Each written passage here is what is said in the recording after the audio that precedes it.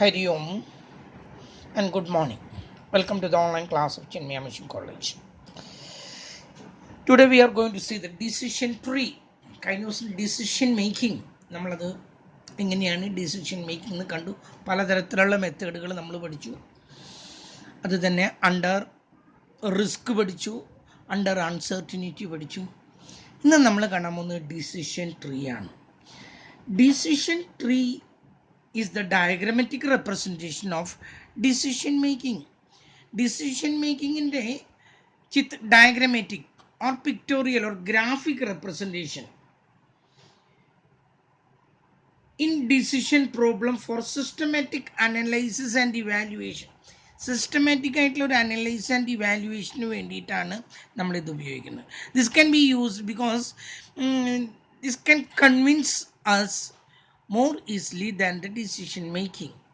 അവിടെ ആ ടേബിൾ വരച്ചുണ്ടാക്കണേക്കാളൊക്കെ എളുപ്പത്തിൽ decision tree will give us a clear information what the present position is, condition is, what the scenario is.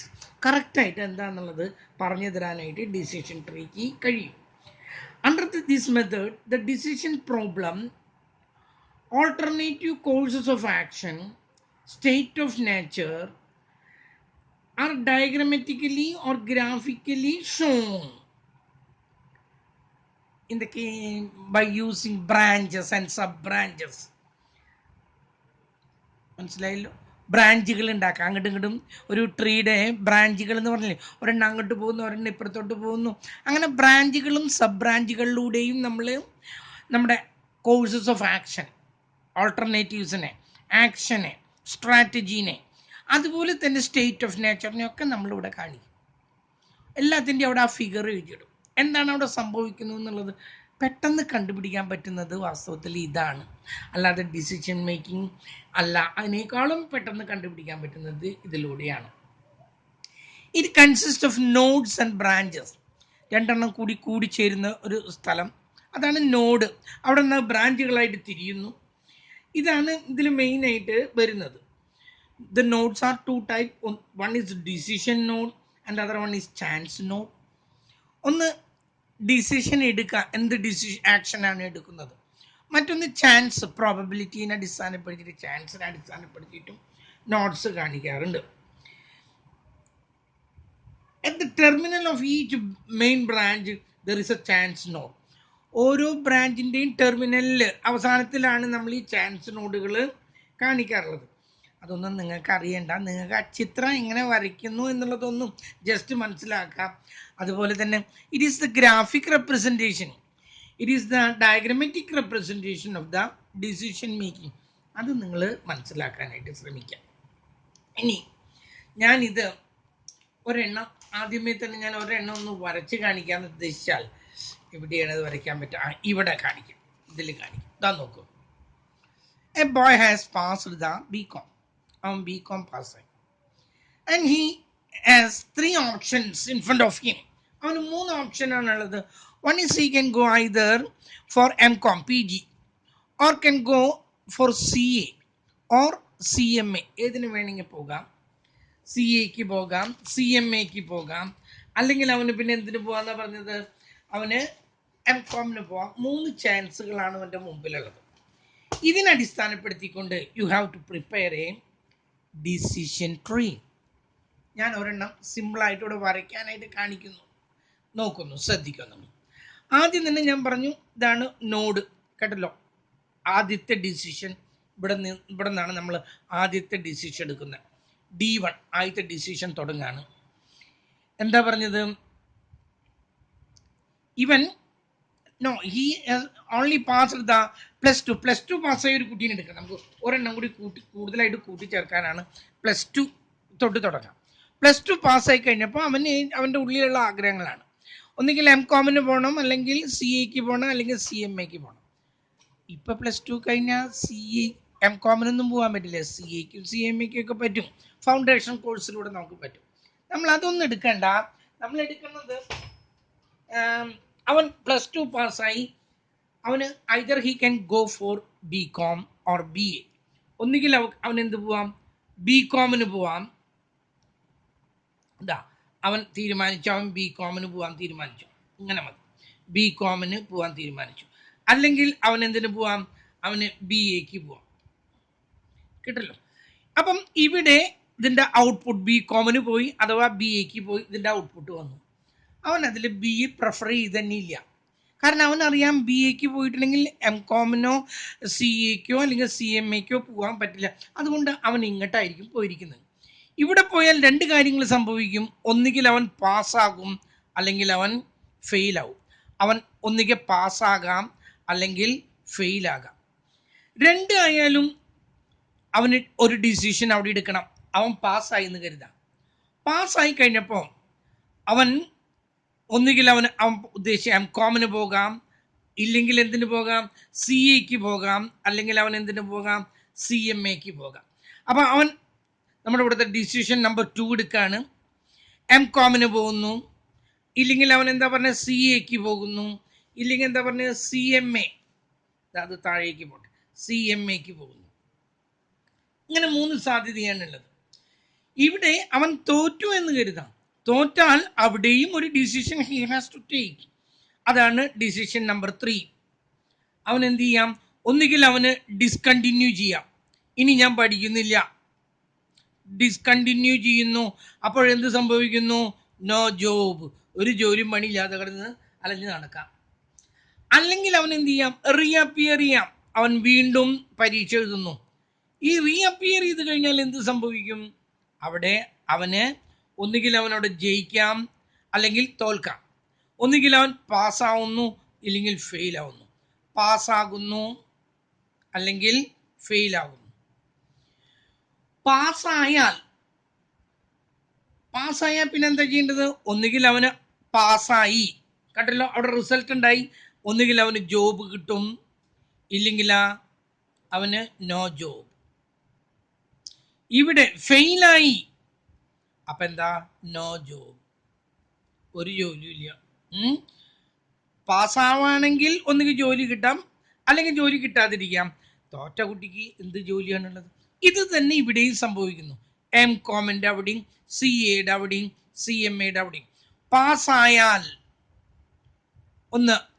അപ്പം എന്താ പറഞ്ഞത്? പാസ്സായാൽ ഒന്നുകിൽ ജോബ് അല്ലെങ്കിൽ നോ ജോബ്.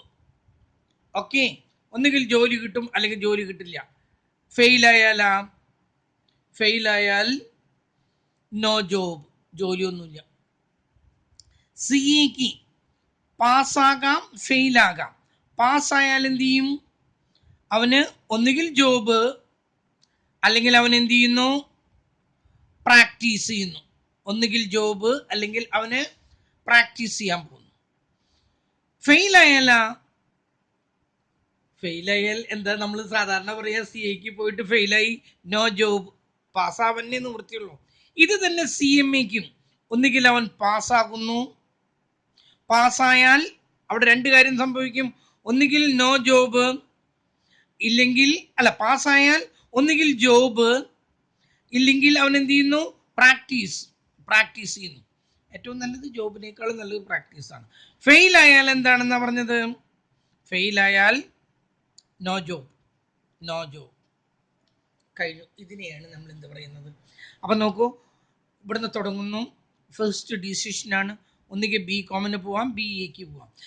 അവന് എം കോമിനോ സി എക്കോ സി എം എക്കോ ആണ്. അതുകൊണ്ട് ഈ ഒരു ഡിസിഷൻ അവൻ എടുക്കില്ല, ഉറപ്പ്. ബി കോം കഴിഞ്ഞു. ഒന്നുകിൽ പാസ്സാകും അല്ലെങ്കിൽ ഫെയിലാകും. രണ്ടായാലും അവിടെ ഡിസിഷൻ എടുക്കണം. ഇതാണ് നോഡ്. കണ്ടല്ലോ, ഇതാ ഓരോ ബ്രാഞ്ചിൻ്റെ അടുത്ത് ഓരോ നോഡുണ്ട്. അപ്പം ഇവിടെ ചെന്ന് കഴിഞ്ഞപ്പോൾ ഇവിടെ അവനൊരു ഡിസിഷൻ എടുക്കണം. ഒന്നുകിൽ എം കോമിന് പോകാം, അല്ലെങ്കിൽ സി എക്ക് പോകാം, അല്ലെങ്കിൽ സി എം എക്ക് പോകാം. എം കോമിന് പോയെങ്കിൽ ഒന്നുകിൽ പാസ്സാകാം അല്ലെങ്കിൽ ഫെയിലാകാം. പാസ്സായാൽ ഒന്നുകിൽ ജോബ് കിട്ടും അല്ലെങ്കിൽ നോ ജോബ്. ഫെയിലായാല ഒരു ജോലിയും കിട്ടില്ല.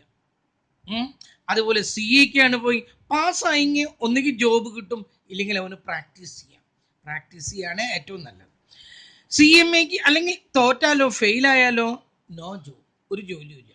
സി എം എക്ക് പോയി പാസ്സായാൽ രണ്ട് സാധ്യതയുണ്ട്. ഒന്നുകിൽ ജോലി കിട്ടും, ഇല്ലെങ്കിൽ അവൻ എന്ത് ചെയ്യാം? പ്രാക്ടീസ് ചെയ്യാം. തോറ്റാലോ നോ ജോബ്, ഒരു പണിയുമില്ല. ഇനി ബി കോമിന് പാസ്സായാലത്തെ കാര്യമാണ് പറഞ്ഞത്. ബി കോമിൻ്റെ ഇവിടെ അവൻ ഫെയിൽ ആവുകയാണ് ചെയ്തത് എന്ന് കരുതാം. അപ്പോൾ he has to take a decision.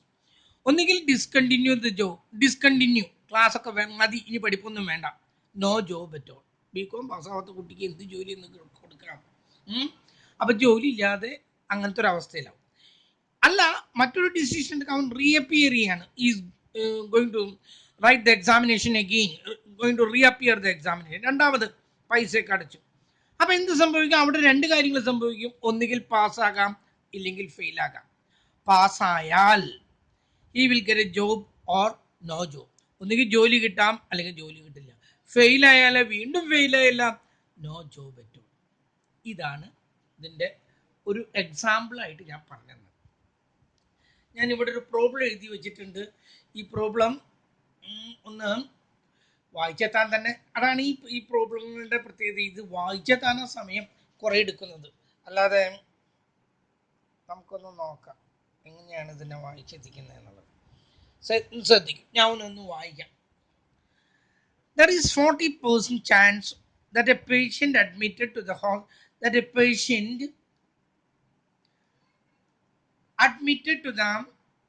hospital.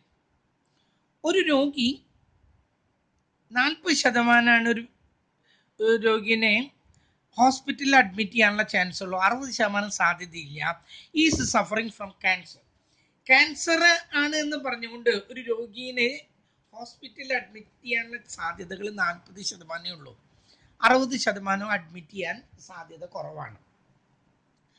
And doctor has to design, doctor patient വന്നാൽ has to design whether a serious operation should be performed or not. ഒരു വലിയൊരു ഓപ്പറേഷൻ ഉണ്ട്, അത് ചെയ്യണോ വേണ്ടേ, അത് ഡോക്ടറാണ് തീരുമാനിക്കേണ്ടത്. ഡോക്ടർ ഡിസിഷൻ എടുക്കാൻ പോവാണ്. അതിന് എന്തൊക്കെ കണ്ടീഷൻ പറഞ്ഞിരിക്കുന്നത്?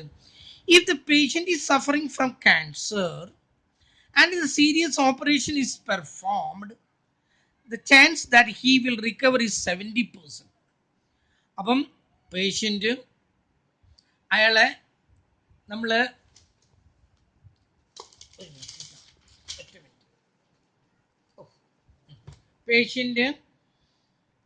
അയാളെ നമ്മൾ കൊണ്ടുവരുന്നു, ഹോസ്പിറ്റലിൽ വരാനുള്ള സാധ്യത 40% ആണ്. ഹോസ്പിറ്റലിൽ കൊണ്ടുവന്നു. അപ്പം അയാൾക്ക് ഒന്നുകിൽ ക്യാൻസർ ഉണ്ടാകാം, അല്ലെങ്കിൽ ക്യാൻസർ ഉണ്ടാകാതിരിക്കാം. നമുക്ക് പറയാൻ പറ്റുന്നില്ല ക്യാൻസർ ഉണ്ടോ ഇല്ലേ എന്നുള്ളത്. ക്യാൻസർ ഉണ്ടാകാതിരിക്കാനുള്ള സാധ്യത 60%, ക്യാൻസർ ആകാനുള്ള സാധ്യത 40%. അത് നമ്മളോട് പറഞ്ഞിട്ടുണ്ട്. ക്യാൻസർ ആയിട്ട് വരാനുള്ള സാധ്യത 40%. അപ്പോൾ 60% എന്താണ്? ക്യാൻസർ അല്ലാത്ത തരത്തിലാണ്. അയാൾക്ക് എന്തെങ്കിലും ഒരു അസ്വസ്ഥത കൊണ്ട് വന്നതായിരിക്കാം. അപ്പോൾ ഡോക്ടർ ഡിസൈഡ് ചെയ്യണം, ഒരു ഓപ്പറേഷൻ ചെയ്യണം. ആ ഓപ്പറേഷൻ വേണോ വേണ്ടേ എന്നുള്ളതിന്. If the patient is suffering from cancer, അയാൾക്ക് ക്യാൻസർ ആണ് എങ്കിൽ, and the operation is performed, cancer ആണ്, ഓപ്പറേഷൻ ചെയ്യുന്നു, ഡിസിഷൻസ് കണ്ടില്ലേ, അയാൾക്ക് ക്യാൻസർ ആണ്, അതുകൊണ്ട് ഓപ്പറേഷൻ ചെയ്യാം, ചെയ്യാതിരിക്കാം. ഓപ്പറേഷൻ ചെയ്താൽ the chance that he will recover is 70%. ആ ഓപ്പറേഷൻ ചെയ്താൽ അയാൾ രക്ഷപ്പെടാനുള്ള സാധ്യത 70%, മരിക്കാനുള്ള സാധ്യത 30%. 70 കഴിച്ചാൽ ബാക്കി എത്രയുണ്ട്? 30%. 0.7 അയാൾ രക്ഷപ്പെടാം, 0.3 അയാൾ മരിക്കാം. പ്രോബബിലിറ്റിയാണ് പറഞ്ഞത്. Otherwise it is 35. അയാൾക്ക് ക്യാൻസർ അല്ല എന്ന് കരുതാം. അയാൾക്ക് ക്യാൻസർ അല്ലെങ്കിൽ നോ ക്യാൻസർ, അതുകൊണ്ട് പക്ഷേ ഓപ്പറേഷൻ നടത്തി, അയാൾക്ക് എന്തോ അസ്വസ്ഥത പറഞ്ഞില്ല, അതിൻ്റെ പേരിൽ ഓപ്പറേഷൻ നടത്തി. ഓപ്പറേഷൻ നടത്തിയിട്ടുണ്ടെങ്കിൽ അദ്ദേഹം രക്ഷപ്പെടാനുള്ള സാധ്യത 35%, രക്ഷപ്പെടാതിരിക്കാനുള്ള സാധ്യത എന്താണ്? ഞാൻ പറഞ്ഞത് തെറ്റിയില്ലേ? നോക്കൂ, എന്താണ്, അവൻ ഓപ്പറേഷൻ ചെയ്താൽ അവൻ രക്ഷപ്പെടാനുള്ള സാധ്യത 70%, മരിക്കാനുള്ള സാധ്യത 30%. ഓപ്പറേഷൻ ചെയ്തില്ല എങ്കിൽ, അതർവൈസ് എന്ന് പറഞ്ഞാൽ അതാണ്, ചെയ്തില്ല എങ്കിൽ 35% അയാൾ രക്ഷപ്പെടാനുള്ള സാധ്യതയുള്ളൂ, 65% അയാൾ മരിക്കാനാണ് സാധ്യത. On the other hand, if the patient is not suffering from cancer, അയാൾക്ക് ക്യാൻസർ ഒന്നുമില്ല, പക്ഷെ അയാൾക്ക് എന്തോ അസ്വസ്ഥതകളുണ്ട്. If the patient is not suffering from cancer and the serious operation is performed, പക്ഷേ നമ്മുടെ ഓപ്പറേഷൻ നടത്തി എന്ന് കരുതാം. the chance that he will recover is 20%. Operation നടത്തിയിട്ട് അയാൾ രക്ഷപ്പെടാനുള്ള സാധ്യത എത്രയാണ്? 0.2 ആണ്. അതായത് 20% ആണ്. മരിക്കാനുള്ള സാധ്യത എത്രയാണ്? 80% ആണ് ഓപ്പറേഷൻ നടത്തിയാൽ. അതർവൈസ് ഓപ്പറേഷൻ നടത്തിയില്ല എങ്കിൽ അയാൾ രക്ഷപ്പെടാനുള്ള സാധ്യത എത്രയാണ്? 100%. അയാൾക്ക് ക്യാൻസർ ഇല്ല, ആ ഓപ്പറേഷൻ ചെയ്തില്ല, അയാൾക്ക് ഒരു പ്രശ്നമില്ല, അയാൾ 100% രക്ഷപ്പെടും. മരിക്കാനുള്ള സാധ്യത 0 ആണ്. കേട്ടല്ലോ? Assume that the recovery and death are the only possible result. രണ്ട് സാധ്യതകളേ ഉള്ളൂ. ഒന്നുകിൽ അയാൾ മരിക്കാം അല്ലെങ്കിൽ രക്ഷപ്പെടാം എന്നാണെങ്കിൽ അതിനെക്കുറിച്ചിട്ട് construct an appropriate decision tree. നമ്മൾ ഇതിനൊരു ഡിസിഷൻ ട്രീ വരയ്ക്കണം. And what decision should the doctor take. എന്നിട്ട് എന്ത് ഡിസിഷനാണ് ഡോക്ടർ എടുക്കുന്നത് എന്ന് നമുക്ക് അതിൽ നിന്ന് നോക്കണം. അപ്പം നോക്കൂ, നമുക്ക് ആദ്യം ഞാൻ പറഞ്ഞു 40% ചാൻസ് ആണ് അയാൾക്ക് ക്യാൻസർ ഉണ്ടാകാനുള്ളത്. അപ്പം നമ്മൾ ആദ്യം ഒരു നോഡ് വരച്ചു. അയാൾ ക്യാൻസർ പേഷ്യൻ്റ് ആണ്, നോ ക്യാൻസർ ആണ്. രണ്ട് സാധ്യത. ക്യാൻസർ ആയി അയാൾ ഹോസ്പിറ്റലൈസ് ചെയ്തു, നോ ക്യാൻസർ ആണ്, അയാൾ ഹോസ്പിറ്റലിൽ തന്നെ. ക്യാൻസർ ആയപ്പോൾ ഡോക്ടർക്ക് രണ്ട് ഡിസിഷൻ എടുക്കണം. ഒന്നുകിൽ ഈ ഓപ്പറേഷൻ നടത്താം, അല്ലെങ്കിൽ നോ ഓപ്പറേഷൻ നടത്താതിരിക്കാം. ഓപ്പറേഷൻ നടത്തിയാൽ എന്ത് സംഭവിക്കുന്നു? ഒന്നുകിൽ റിക്കവർ ചെയ്യാം, അല്ലെങ്കിൽ മരിക്കാം. റിക്കവർ ചെയ്യാനുള്ള സാധ്യതകൾ പറഞ്ഞു 70%, മരിക്കാനുള്ള സാധ്യതകൾ 30%. ഓപ്പറേഷൻ നടത്തിയില്ല എങ്കിൽ ആ രോഗി രക്ഷപ്പെടാനുള്ള സാധ്യത എത്രയാണ്? 35%. മരിക്കാനുള്ള സാധ്യത എത്രയാണ്? 65%. ഓക്കെ. ഇനി അയാൾക്ക് ക്യാൻസർ ഇല്ല, പക്ഷേ ഡോക്ടർ ഓപ്പറേഷൻ ചെയ്യാൻ തീരുമാനിച്ചു എന്ന് കരുതാം. ഒന്നുകിൽ ഓപ്പറേഷൻ ചെയ്യാം, ഇല്ലെങ്കിൽ ഓപ്പറേഷൻ ചെയ്യാതിരിക്കാം. ഓപ്പറേഷൻ ചെയ്യുകയാണെങ്കിൽ എന്ത് സംഭവിക്കുന്നു? ഒന്നുകിൽ രക്ഷപ്പെടും, അല്ലെങ്കിൽ മരിക്കും. രക്ഷപ്പെടാനുള്ള സാധ്യത എത്രയാണെന്ന് പറഞ്ഞു? ഓപ്പറേഷൻ ചെയ്തിട്ടില്ലെങ്കിൽ. ഓപ്പറേഷൻ ചെയ്തിട്ട് രക്ഷപ്പെടാനുള്ള സാധ്യത 20% ആണ്, 0.2 ആണ്. മരിക്കാനാണ് കൂടുതൽ സാധ്യതകൾ, 0.8. ക്യാൻസർ ഒന്നും ഇല്ലാത്ത ഒരാളോ വെറുതെ ഓപ്പറേറ്റ് ചെയ്തിട്ടേ മരിക്കാനുള്ള സാധ്യതകൾ 0.8 ആണ്. ഇനി അയാൾ ഓപ്പറേഷൻ ചെയ്തില്ല എങ്കിൽ ഒന്നുകിൽ റിക്കവർ ചെയ്യും, അല്ലെങ്കിൽ ഡെത്ത്. പക്ഷെ ഓപ്പറേഷൻ ചെയ്യാത്ത അയാൾക്ക് അസ്വസ്ഥതകളുള്ളതുകൊണ്ട് അയാൾക്ക് മരിക്കാമല്ലോ. പക്ഷേ അയാൾ ഓപ്പറേഷൻ ചെയ്തില്ലെങ്കിൽ അയാൾ രക്ഷപ്പെടാനുള്ള സാധ്യത 100% ആണ്, മരിക്കാനുള്ള സാധ്യതകൾ 0% ആണ്. ഇതിൽ നിന്ന് നമ്മളൊരു ട്രീ വരയ്ക്കണം. കേട്ടല്ലോ? ഞാനൊരു ട്രീ ഇവിടെ വരച്ച് വെച്ചിട്ടുണ്ട്, പക്ഷെ അത് എത്രമാത്രം നിങ്ങൾക്കത്, നമുക്കൊരു പുതിയ ട്രീ തന്നെ വരയ്ക്കാം അല്ലേ? ഇത് വരയ്ക്കണമെങ്കിൽ ഒരു കഷ്ണം കടലാസ് വേറെ എടുത്ത് വെച്ചിട്ട് വേണം വരയ്ക്കാനായിട്ട്. ഞാനൊന്ന് നോക്കട്ടെ കേട്ടോ, അല്ലേ കടലാസ് ഇതിലുണ്ടോയെന്ന്. ഒരു മിനിറ്റ് ഒന്ന് നോക്കുന്നു. യെസ്, ശ്രദ്ധിക്കും. ഞാൻ ഇത് അവിടെ നിന്ന് തുടങ്ങണം കേട്ടോ. ഇവിടെ നിന്ന് തുടങ്ങിയാൽ ശരിയാവുള്ളൂ. ഞാൻ പറഞ്ഞു, ഇവിടെ നിന്ന് എന്താ, നമ്മൾ ആദ്യത്തെ ഡിസിഷൻ എടുക്കാൻ പോവാണ്. രോഗീനെ കൊണ്ടുവന്നു. അയാൾക്ക് ഒന്നുകിൽ അയാൾക്ക് ക്യാൻസർ ആകാം, അല്ലെങ്കിൽ എന്താ പറഞ്ഞേ, നോ ക്യാൻസർ ആകാം. No cancer. ക്യാൻസർ ആകാനുള്ള സാധ്യത എത്രയാണ്? 40%. ക്യാൻസർ ആകാതിരിക്കാനുള്ള സാധ്യത എത്രയാണ്? 60%. ഇവിടെ ഒരു ഡിസിഷൻ എടുക്കേണ്ടി, ക്യാൻസർ ആണ്, ഡോക്ടർ ഒരു ഡിസിഷൻ എടുക്കേണ്ടി വരും. നോ ക്യാൻസർ ആണ്, ഡിസിഷൻ എടുക്കേണ്ടി വരും.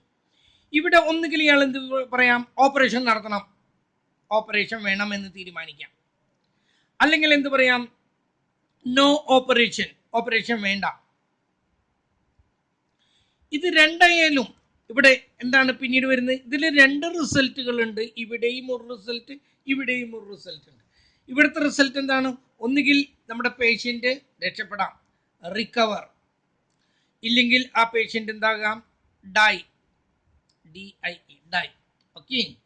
ഇവിടെയും രണ്ടെണ്ണം വരും. ഒന്നുകിൽ ആ പേഷ്യൻ്റ് റിക്കവർ ഓർ ഡൈ. ഇവിടെയും വന്നു രണ്ടെണ്ണം. ഓക്കെ. ഇവിടെ നോ ക്യാൻസർ ഇല്ലാത്ത അയാൾക്ക് ഓപ്പറേഷൻ നടത്താം, ഓപ്പറേഷൻ നടത്താതിരിക്കാം. നോ ഓപ്പറേഷൻ നടത്തുന്നില്ല. ഓപ്പറേഷൻ നടത്തി അതിനൊരു റിസൾട്ട് ഉണ്ടാവും. ഓപ്പറേഷൻ നടത്തിയില്ലെങ്കിലും അയാൾക്കൊരു റിസൾട്ട് ഉണ്ടാവും. ഓപ്പറേഷൻ നടത്തിയാൽ ഒന്നുകിൽ അയാൾ രക്ഷപ്പെടാം, അല്ലെങ്കിൽ മരിക്കാം, റിക്കവർ. ഇല്ലെങ്കിൽ എന്താ പറഞ്ഞേ ഡൈ. ഇവിടെ ഓപ്പറേഷൻ നടത്തിയില്ല, ഇവിടെയും രണ്ടെണ്ണം ഉണ്ടാകാം, ഒന്നുകിൽ റിക്കവർ ഇല്ലെങ്കിൽ ഡൈ. ഓക്കെ, ഇനി ഇതിനൊക്കെ ഒരു ഇതുകളുണ്ട്, ഞാനത് പറയുന്നു. ഇയാള് ക്യാൻസർ ആണ്, ഓപ്പറേഷൻ നടത്തി റിക്കവർ ചെയ്താൽ ഇയാൾ റിക്കവർ ആകാനുള്ള സാധ്യത എത്രയാണ്? 70% ആണെന്ന് നമുക്ക് തന്നിട്ടുണ്ട്. അതായത് 0.7 രക്ഷപ്പെടാനുള്ള സാധ്യതയാണ് ഈ പറയുന്നത്. അല്ല, മരിക്കാനുള്ള സാധ്യത എത്രയാണ്? 0.7 ഒന്നിന്ന് കുറച്ചാൽ 0.3 മരിക്കാനുള്ള സാധ്യതയാണ്. ഓപ്പറേഷൻ നടത്തിയില്ല, അവിടെ അയാൾ പറഞ്ഞിട്ടുണ്ട് 35% അയാൾ റിക്കവർ ചെയ്യാം, 0.35 അയാൾ രക്ഷപ്പെടാം. അപ്പോൾ ഒന്നിൽ നിന്ന് അത് കുറച്ചാൽ 65% അയാൾ മരിക്കാം ഓപ്പറേഷൻ നടത്തിയില്ലെങ്കിൽ. അയാൾക്ക് ക്യാൻസർ ഒന്നും ഇല്ല, അയാൾക്ക് ഓപ്പറേഷൻ നടത്തി എങ്കിൽ അയാൾ റിക്കവർ ചെയ്യാനുള്ള സാധ്യതകൾ 0.2 ആണ്, 20% ആണ് നമുക്ക് പറഞ്ഞിട്ടുണ്ട്. അത് ഒന്നിന്ന് കുറച്ചപ്പോൾ മരിക്കാനുള്ള സാധ്യതകൾ, ഒരു ക്യാൻസറും ഇല്ലാത്തൊരു പേഷ്യൻറ്റിനെ പിടിച്ച് ഓപ്പറേഷൻ നടത്തിയപ്പോഴേ മരിക്കാനാണ് സാധ്യതകൾ കൂടുതൽ, രക്ഷപ്പെടാൻ സാധ്യതകൾ കുറവാണ്. ഓക്കെ, ഇനി അയാൾക്ക് ക്യാൻസർ ഇല്ല, ഓപ്പറേഷൻ നടത്തിയില്ല എങ്കിൽ രണ്ടെണ്ണം ഉണ്ട്, ഒന്നുകിൽ റിക്കവർ ചെയ്യും ഇല്ലെങ്കിൽ മരിക്കും. റിക്കവർ ചെയ്യാനുള്ള സാധ്യത 100% ആണ്, കാരണം അയാൾക്ക് ക്യാൻസർ ഇല്ല.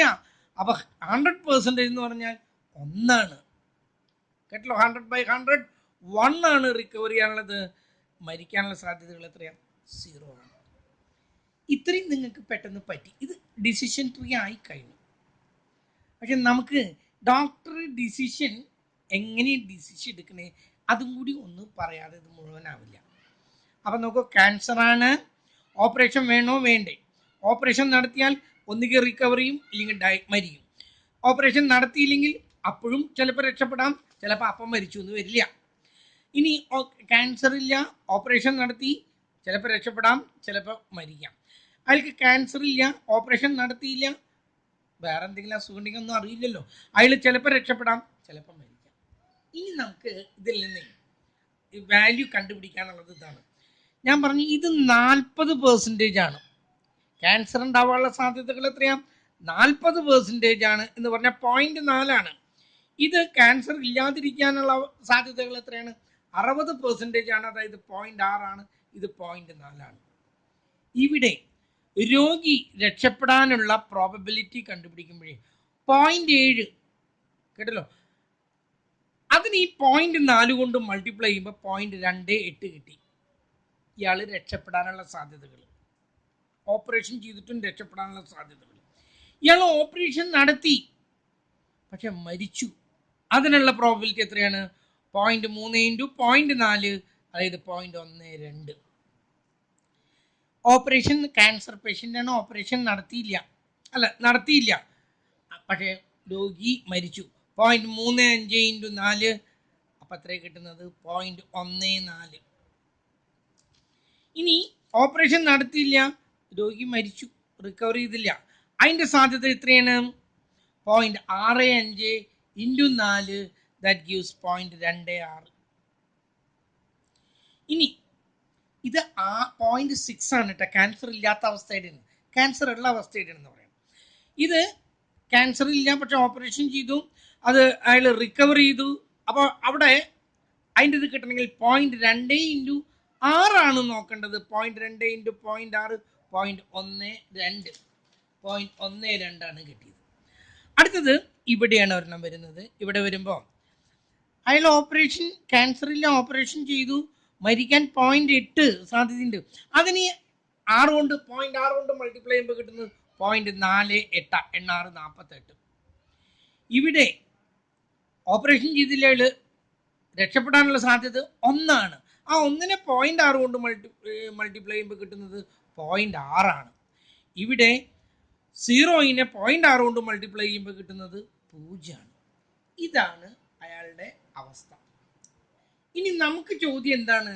നമുക്ക് ചോദ്യം ഡോക്ടർ എന്ത് ഡിസിഷൻ എടുക്കുന്നു എന്നുള്ളതാണ് ചോദ്യം.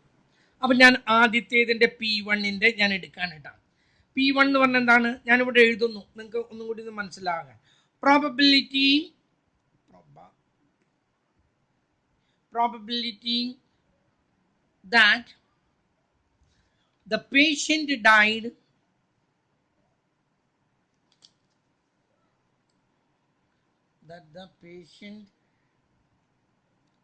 shall recover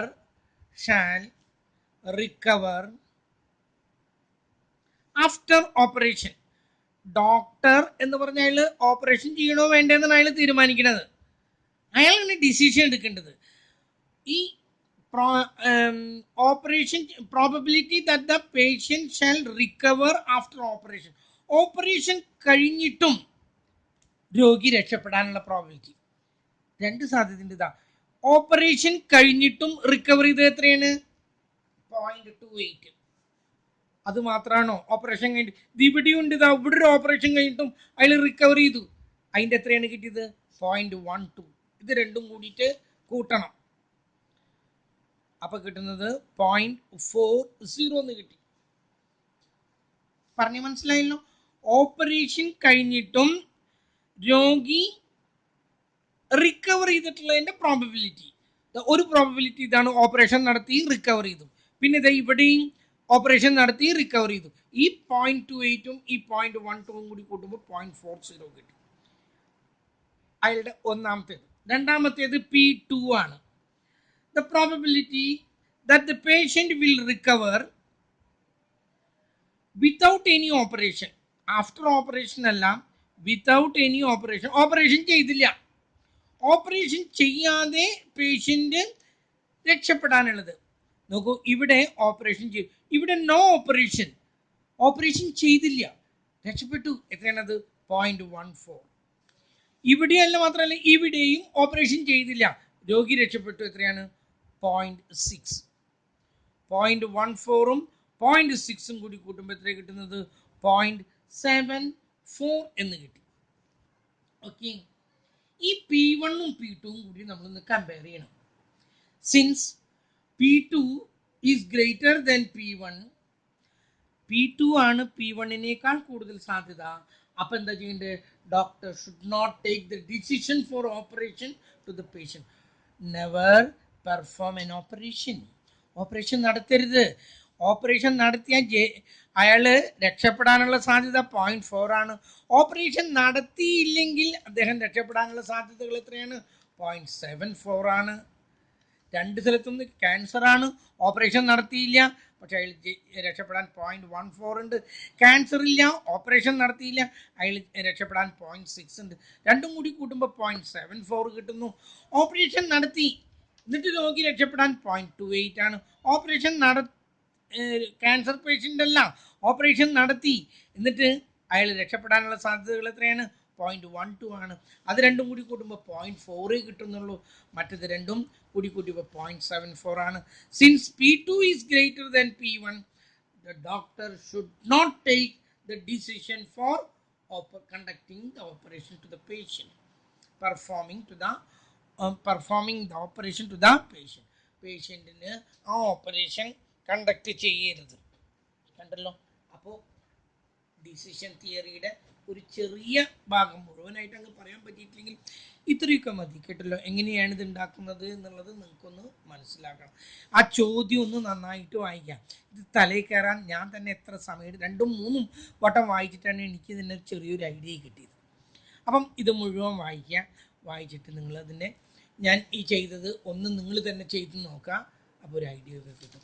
അതുപോലെ തന്നെ BComന് ചേർന്നത് അല്ല, MComന് ആണോ CA ആണോ അതോ CMA ആണോ എന്നുള്ളത് അതും നോക്കാം.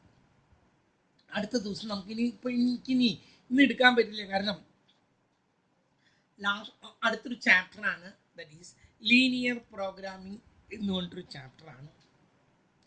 അത് നമുക്ക് അടുത്ത ദിവസം എടുക്കാം. അല്ലാതെ കുറച്ച് കാര്യങ്ങളൊന്നും അറിഞ്ഞിരിക്കുക എന്നുള്ളതല്ലാതെ ഈ ലീനിയർ പ്രോഗ്രാമിങ്ങിൻ്റെ അതിനപ്പുറത്തൊന്നുമില്ല.